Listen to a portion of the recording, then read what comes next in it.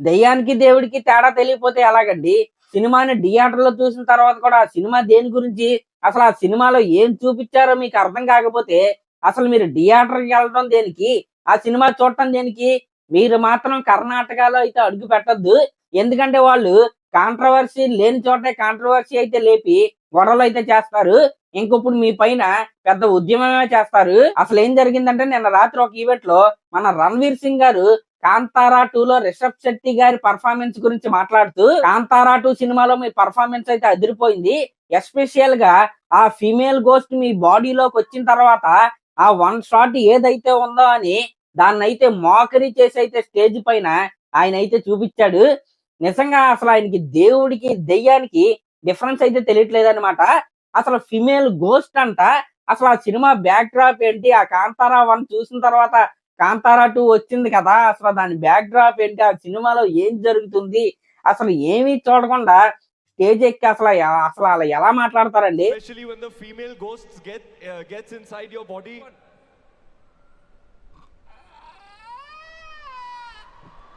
Stage ఎక్కి ఆ చావుండి మాత యొక్క పూనకాన్ని అవహేళన చేస్తూ, మోకరి చేస్తూ అలా ఎక్కిలిగా అలా ఎలా చేశాడంటే నిజంగా చాలా అంటే చాలా బాధగా ఒక హిందువుగా నాకైతే అనిపించింది. ఇంకా ఇక్కడ కొంతమంది ఏమంటున్నారంటే ఆఫ్‌లైన్ లో 'రణ్వీర్ సింగ్' బిహేవియర్ అలాగే ఉంటది.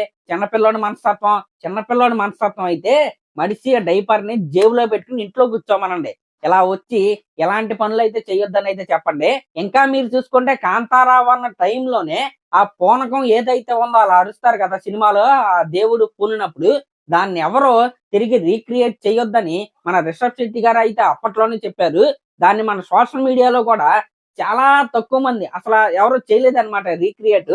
ఎందుకంటే అది దేవుడికి సంబంధించింది కాబట్టి. ఇప్పుడు ఈ స్టేజ్ మీద ఆయన అలా చేస్తున్నప్పుడు కింద కూర్చున్న రిషబ్ శెట్టి గారు ఎందుకు నవ్వుతున్నారు? అసలు ఎందుకు రియాక్ట్ అవ్వలేదని చాలా మంది అయితే మాట్లాడుతున్నారు. దాన్నే సంస్కారం అంటారనమాట. ఇప్పుడు స్టేజ్ పైన ఆయన ఇష్టం వచ్చినట్టయితే ఆయన అయితే వాగుతున్నాడు. ఇప్పుడు ఈయన వెళ్ళిపోయి మైకెట్ ఒకటి పీకి ఇవన్నీ చేయటం వల్ల అక్కడ అట్మాస్ఫియర్ మొత్తం డిస్టర్బ్ అయిద్దనమాట. కాబట్టి ఆయన అయితే బలవంతంగా నవ్వాడని నేనైతే అనుకుంటున్నా. ఎందుకంటే రిషబ్ శెట్టి గారి వెనకాల ఉన్న వాళ్ళ ఎక్స్ప్రెషన్స్ అయితే ఒకసారి అయితే చూడండి. అక్కడ ఏం తప్పు జరిగిందో వాళ్ళకైతే అర్థమైంది. రిషబ్ శెట్టి గారికి కూడా అర్థమైంది. నాకు తెలిసి పక్కకి తీసుకెళ్లి ఆ డైపర్లు వేసుకునే చిన్నపిల్లోడికి అర్థమయ్యేలాగా చెప్పే ఉంటారని నేనైతే అనుకుంటున్నా. ఒకవేళ చెప్పకపోతే కనీసం ఇప్పుడు 'కాంతారా 3' వచ్చే లోపైన ఓరు బాబు అది దేవుడి సినిమారా, దెయ్యాల సినిమా కాదు. నువ్వు ఇలాంటి సినిమాలకి రావద్దు. నువ్వే పెద్ద దెయ్యంగాడివి. అసలు నీలాంటి వాళ్ళు ఇలాంటి సినిమాలు చూడకూడదు. ఇలాంటి సినిమాల గురించి మాట్లాడకూడదని ఎవరన్నా ఎక్స్‌ప్లెయిన్ చేస్తే బాగుండని నేనైతే అనుకుంటున్నా. ఇంకా ఇలాంటి వరస్ట్ బిహేవియర్ వల్లే ఒక ప్రొడ్యూసర్ మన తెలుగు ప్రొడ్యూసరే ఆయనతో సినిమాని ప్లాన్ చేసి కొద్దిగా దాని వర్క్స్ జరిగిన తర్వాత కూడా ఆ సినిమాని అయితే క్యాన్సిల్ చేసుకున్నారనమాట. ఎందుకంటే ఎవరు పడతారండి? అమ్మో మామూలు రోత కాదు. అంటే ఈ మధ్య కాలంలో దేవుడి పైన దేవుడిని ఆధారంగా చేసుకుని కథలు రాసుకుంటున్నారు, సినిమాలు తీస్తున్నారు. ఇవన్నీ చూసి నాకైతే ఆనందం అయితే వేసింది. ఎందుకంటే మన పురాణాల గురించి, మన దేవుళ్ళ గురించి, మన సంస్కృతి గురించి ఈ జనరేషన్ వాళ్ళకి ఆ సినిమా అనే లార్జర్ మీడియం ద్వారా మనందరికీ తెలిసిందని నాకైతే ఆనందం అయితే వేసింది. కానీ ఇలాంటి బఫూన్ గాళ్ళు స్టేజ్ ఎక్కి దేవుణ్ణి దెయ్యాలుగా అయితే మాట్లాడుతున్నారనమాట. అసలు ఇలాంటి వాళ్ళని ఏమనాలి?